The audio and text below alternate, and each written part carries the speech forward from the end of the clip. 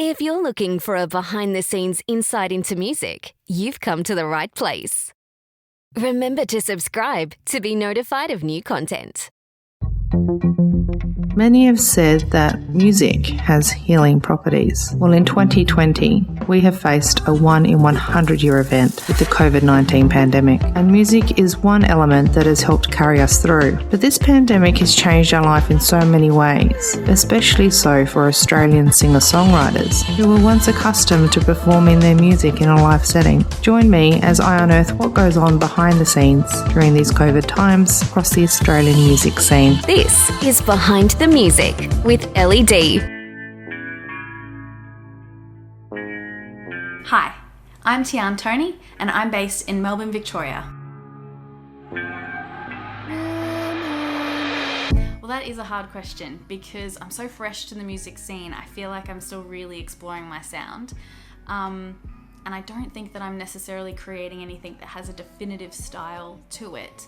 But I'm really inspired by visual mediums, by movement, dance, film and television, and things like that when I'm creating my music. So the style that I'm creating at the moment, I guess, is probably leaning more towards like a cinematic pop.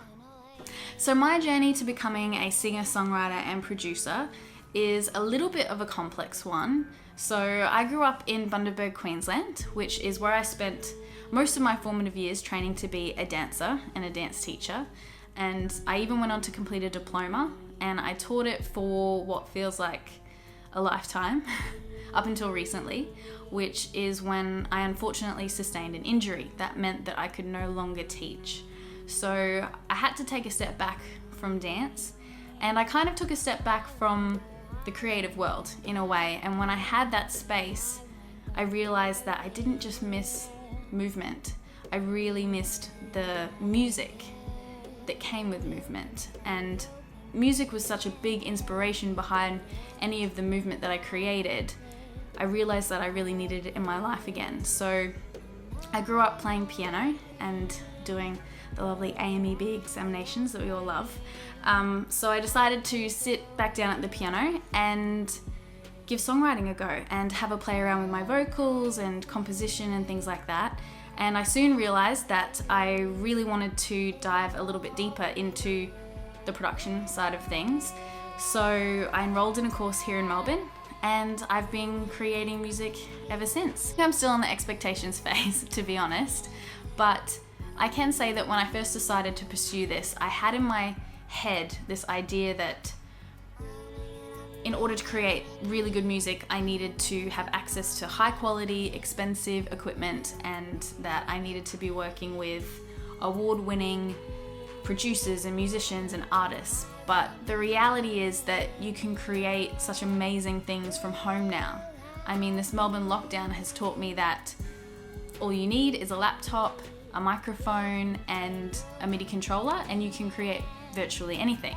My entire last single, Beyond Repair, Who Are You, I created in isolation. So I recorded the vocals just in my spare bedroom, and all the instruments that you hear are just software instruments because I didn't have access to the real thing. So I guess I realized that it's not as scary and daunting and unattainable to create something from scratch and to create something of your own, basically. I think live performance is so important and so powerful. All forms of live performance. I'm such a big fan, coming from a spectator's point of view and a performer's point of view.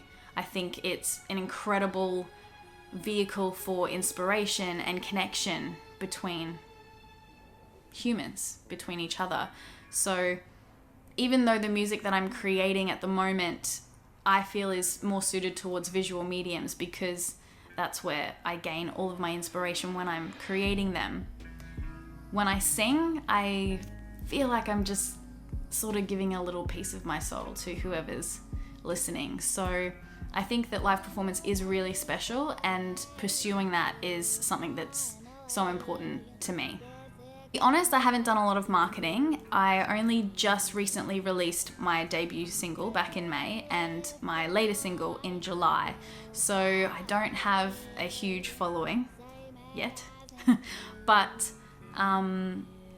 I think marketing's so important, and it can be a really difficult one to crack when you're first starting out, because the industry is just so saturated with phenomenal, amazing, talented artists, and we all have access to everyone 24/7 now. So I think it can be a really difficult one to break into when you're a new artist. So that's my challenge for 2021, more music marketing.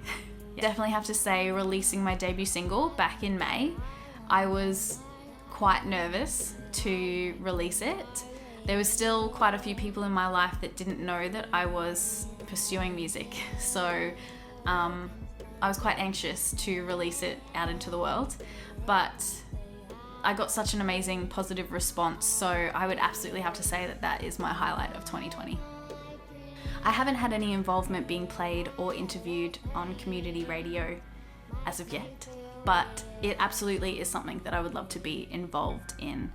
I think it would be just such a special experience to hear my music just broadcasted across the radio waves. That would be pretty cool. Well, I just love connecting with people in general. So online, offline, probably preferably offline now that we're in this pandemic, because most of my connecting has been online, especially since I released my music back in May.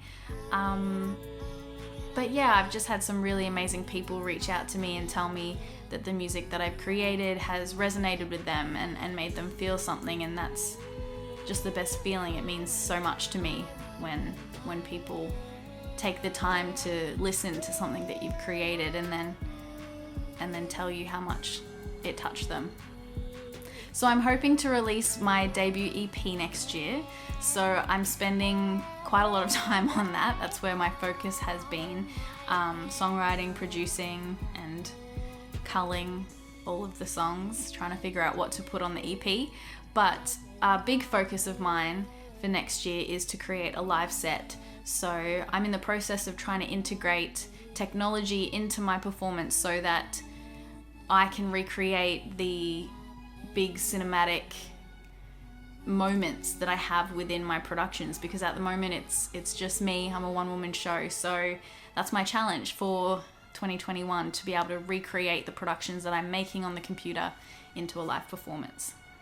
Well, I would still consider myself an aspiring and upcoming musician, so advice that I would give myself would be that it's not as scary as you think. I grew up admiring musicians and producers and just thinking that what they created was pure magic, and it was completely out of my depth and out of my reach. So it was never really a path that I saw myself going down. And even though it was in my life through movement and even through learning to play the piano, I don't think I ever really felt good enough to do it, and I was too scared of failure. So it really wasn't until I realized how important music was in my life and how much I missed it and loved it, and got to a point where I realized that I loved it more than I cared whether I would fail at it, that I decided to pursue it. So I guess I would say skip all of that, skip all the realizations, the anxiety and the worry, and just get straight to giving it a crack.